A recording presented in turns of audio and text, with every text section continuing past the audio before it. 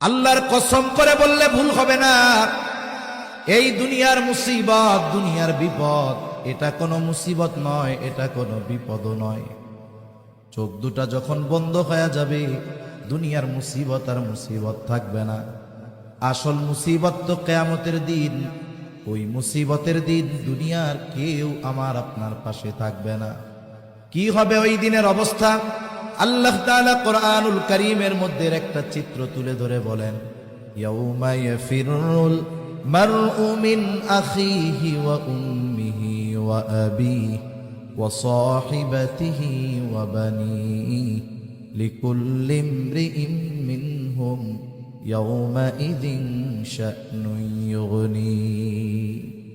আল্লাহ তাআলা বলেন, কিয়ামতের দিন ভাই ভাইয়ের থেকে পলায়ন করবে। ওয়া উম্মিহি ওয়া আবিহি, পিতামাতার থেকে পলায়ন করবে। ওয়া সাহিবাতিহি ওয়া বানিহি, স্ত্রী সন্তানদের থেকে পলায়ন করবে। অথচ এই দুনিয়ায় একটা মানুষ মা বাবার চেহারা দেখলে অন্তর শীতল হয়ে যায়, সন্তানের বাবা ডাক শুনলে হৃদয়টা শীতল হয়ে যায়, স্ত্রী সন্তানের চেহারা দেখলে চক্ষু দুইটা শীতলতা লাভ করে। কিন্তু কিয়ামতের দিন কেউ কারো সাথে দেখা হোক এটা কামনা করবে না। প্রত্যেকটা মানুষ নিজের চিন্তায় বিভোর থাকবে, সকলেই চিন্তিত থাকবে। আমার আপনার নবীজিও সেই দিন চিন্তিত থাকবে। সবাই চিন্তিত থাকবে নিজের জন্য, আর নবীজি চিন্তিত থাকবেন তার উম্মতের নাজাতের জন্য।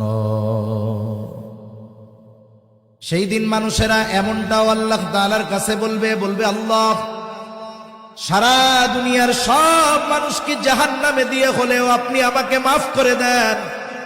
সেই দিন সকলে নিজের নাজাতের চিন্তা করবে, নিজে বাঁচার চিন্তা করবে।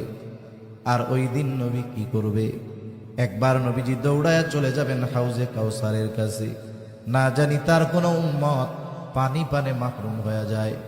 আবার দৌড়ায় চলে যাবেন পুলসিরাতের কাছে।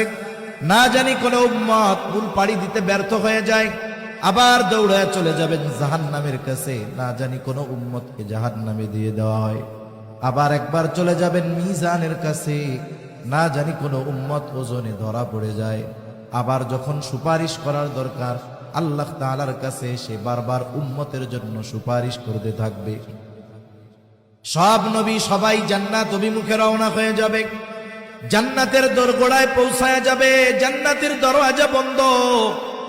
জিজ্ঞাসা করা হবে, কি ব্যাপার, জান্নাতের দরজা খোলো না কেন?